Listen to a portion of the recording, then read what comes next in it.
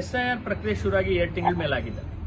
ಈಗ already SIR ಪ್ರಕ್ರಿಯೆಯಲ್ಲಿ 1 ಕೋಟಿ ಜನಕ್ಕೂ ಹೆಚ್ಚು SIR ಇಂದ ಹೊರಬಿದ್ದಿದ್ದಾರೆ. ಅಂದ್ರೆ ಅವರು ASDDO ಲಿಸ್ಟ್ ಅಲ್ಲಿ ಇದ್ದಾರೆ. ಅಂದ್ರೆ ಕರಡು ಮತದಾರರ ಪಟ್ಟಿಯಲ್ಲಿ ಅವರು ಬರೋದಿಲ್ಲ.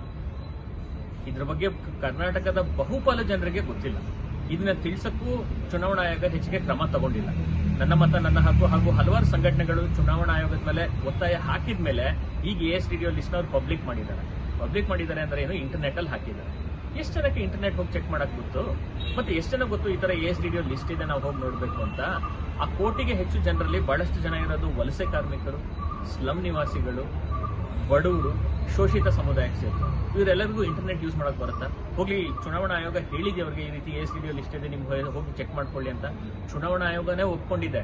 ತಪ್ಪಾಗಿ ಸುಮಾರು ಜನ ಬದುಕಿರೋರ್ನು ಡೆಡ್ ಅಂತ ಮಾರ್ಕ್ ಮಾಡಿದ್ದಾರೆ. ಅದೇ ಮನೇಲಿ 20 ವರ್ಷದಿಂದ ಇರೋರ್ನು ASDDO ಲಿಸ್ಟ್ ಅಲ್ಲಿ ಶಿಫ್ಟೆಡ್ ಅಂತ ಹಾಕಿದ್ದಾರೆ ಅಂತ ಅವರೇ ಹೇಳ್ತಾ ಇದ್ದಾರೆ. ಆದ್ರೂ ಇದನ್ನ ಸರಿ ಮಾಡಕ್ಕೆ ಅವ್ರು ಕ್ರಮ ತಗೊಂಡಿಲ್ಲ.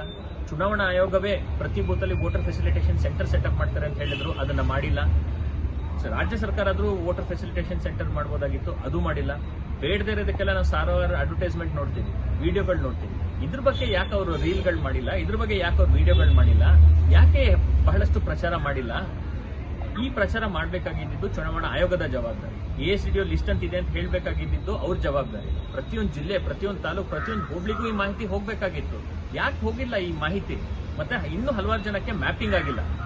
ಯಾಕಾಗಿಲ್ಲ? ನೀವ್ ಯಾಕೆ ಅವ್ರಿಗೆ ಸಪೋರ್ಟ್ ಮಾಡಿಲ್ಲ ಮ್ಯಾಪಿಂಗ್ ಮಾಡೋದ್ರಲ್ಲಿ? ಇನ್ನು ಬಹಳಷ್ಟು ಜನಕ್ಕೆ ಅವ್ರ ಹೆಸರು 2002 ಲಿಸ್ಟ್ ಅಲ್ಲಿ ಅವ್ರ ಹತ್ರ ವೋಟರ್ ಕಾರ್ಡ್ ಇದೆ, ಅದರ ಲಿಸ್ಟ್ ಇಲ್ಲ. ಯಾಕಂದ್ರೆ ಇವರೇ ಅಪ್ಲೋಡ್ ಮಾಡಿಲ್ಲ. ಈ ರೀತಿ ಕರ್ನಾಟಕದಲ್ಲಿ 1 ಕೋಟಿಗೂ ಹೆಚ್ಚು ಜನ ಮತದಾನ ಕಳ್ಕೊಂತಾರೆ ಅಂತ ಒಂದು ಆತಂಕ ಇದೆ. ಕರ್ನಾಟಕದ ಜನತೆ ಮತದಾನ ಕಳ್ಕೊಂತಾರೆ ಅಂತ ಹೇಳಿದ್ರೆ ಅದಕ್ಕೆ ನೇರ ಜವಾಬ್ದಾರಿ ಚುನಾವಣಾ ಆಯೋಗ. ಇದು ನೀವು ಕೈಗೊಂಡಿರೋ ಒಂದು ಪ್ರಕ್ರಿಯೆ. ಈ ಪ್ರಕ್ರಿಯೆಯಲ್ಲಿ ನಿಮ್ ಜವಾಬ್ದಾರಿ ಏನಿತ್ತು ಅಂದ್ರೆ, ನಿಮ್ ಜವಾಬ್ದಾರಿ ಅಂದ್ರೆ ಏನು? ಎಲ್ಲಾ ಅರ್ಹ ಮತದಾರರು ಒಳಗಡೆ ಇರಬೇಕು, ಒಬ್ರು ಅನರ್ಹರು ಒಳಗಡೆ ಬರಬಾರ್ದು ಅಂತ. ಆದ್ರೆ ಈ ಜವಾಬ್ದಾರಿಯಲ್ಲಿ ನೀವು ಫೇಲ್ ಆಗಿದ್ದೀರಾ. ಈ ಜವಾಬ್ದಾರಿನ ನಮ್ ತಲೆಗೆ ಕಟ್ಬಿಟ್ಟು ನೀವಿವತ್ತು ಕೈ ತಪ್ಪಿಸ್ಕೊಂಡಿದ್ದೀರಾ. ಇದು ನಿಮ್ಮ ನಿರ್ಲಕ್ಷ್ಯ, ನಿಮ್ಮ ಜವಾಬ್ದಾರಿ, ನಿಮ್ಮ ಒಂದು ನಿರ್ಲಕ್ಷ್ಯದಿಂದ, ನಿಮ್ಮ ಒಂದು ಕೆಲಸದಿಂದ ಇವತ್ತು ಕರ್ನಾಟಕದ ಜನರು ಮತದಾನ ಕಳ್ಕೊಂತಾ ಇದ್ದಾರೆ. ಇದ್ರ ಬಗ್ಗೆ ಕೂಡಲೇ ಚುನಾವಣಾ ಆಯೋಗ ಮತ್ತು ರಾಜ್ಯ ಸರ್ಕಾರ ಕ್ರಮ ತಗೋಬೇಕು.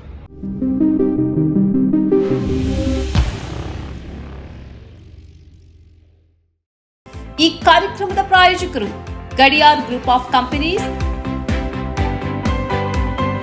Specialised in piling and shoring, engineering consultancy, firefighting, steel structures, real estate. Office, SIT Tower, Silicon Oasis, Dubai, UAE.